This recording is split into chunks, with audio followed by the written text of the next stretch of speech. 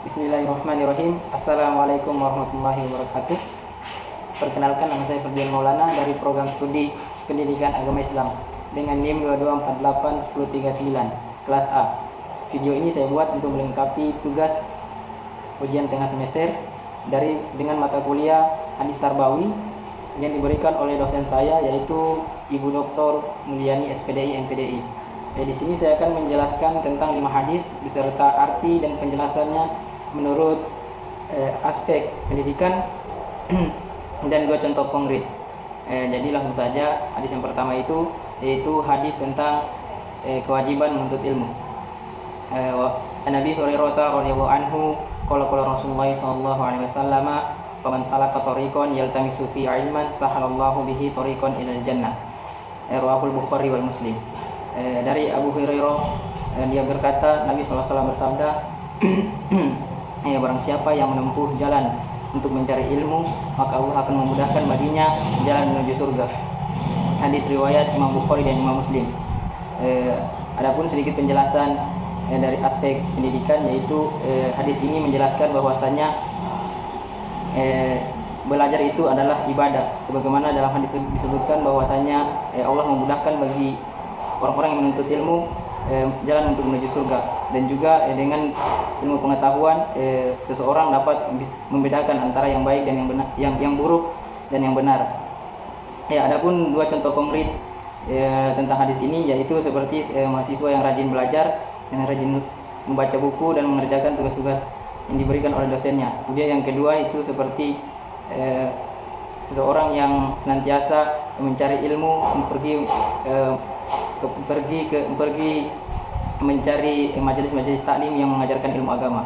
Adapun yang kedua yaitu hadis tentang fitrah manusia.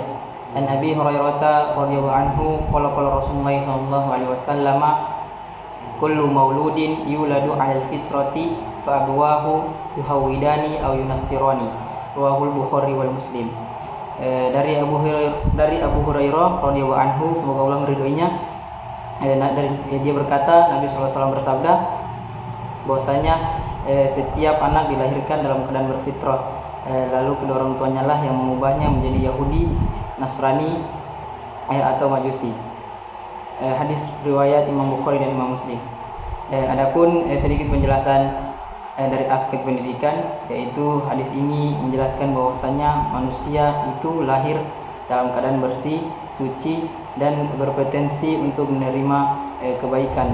Dan juga hadis ini menjelaskan bahwasanya keluarga itu adalah, orang tua itu adalah memiliki tanggung jawab yang sangat besar dalam membentuk akhlak, kepribadian serta kebiasaan anak. Adapun 2 contoh konkretnya itu hendaknya anak itu diajarkan doa-doa seharian, doa-doa harian sejak dini.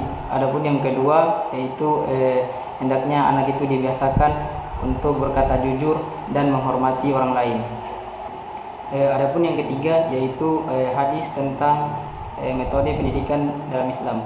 An Amr bin Su'aibi an abihi an jaddihi qala Rasulullah sallallahu alaihi wasallam, "Murru auladakum bis salati wa hum abna'u 7 sinina wadribuhum 'alaiha wa hum abna'u 10 sinina." Rawahu Abu Dawud.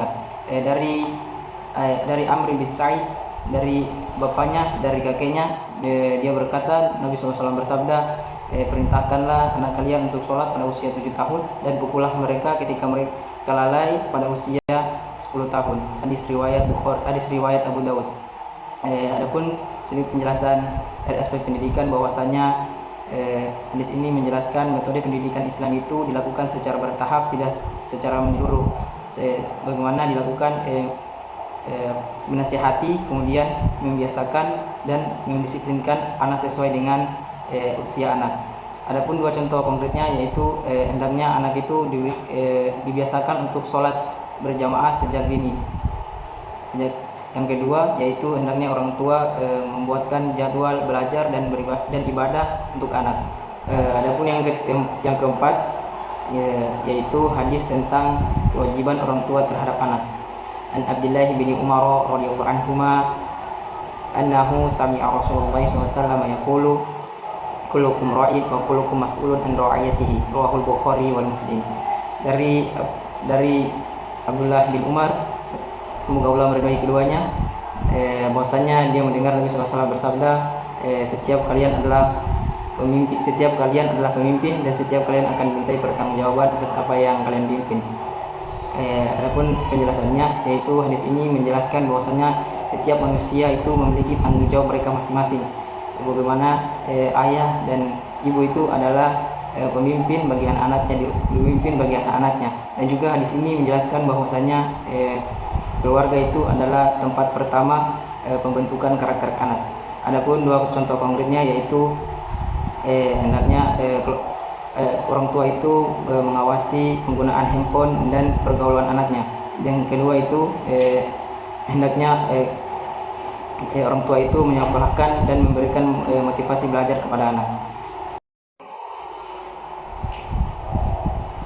Kemudian yang kelima, yang terakhir, yaitu hadis tentang kewajiban anak terhadap orang tua.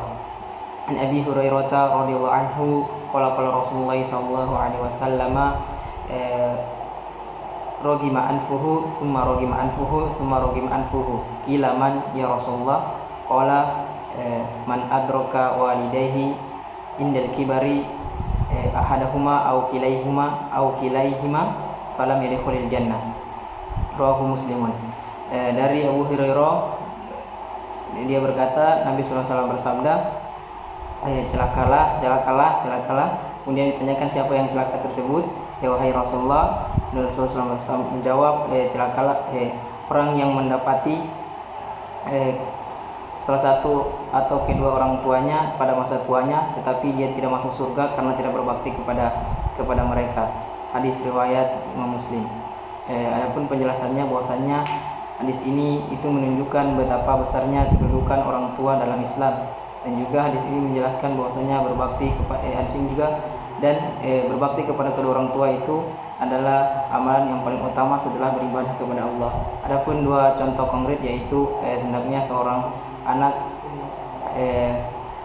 membantu kebutuhan orang tuanya tanpa disuruh. Adapun yang kedua, hendaknya seorang anak itu menjaga, merawat orang tuanya yang sakit dan senantiasa mendoakannya. Mungkin cukup itu dari saya. Lebih dan kurangnya mohon dimaafkan. Billahi fisabilillah, fastabiqul khairat. Wassalamualaikum warahmatullahi wabarakatuh.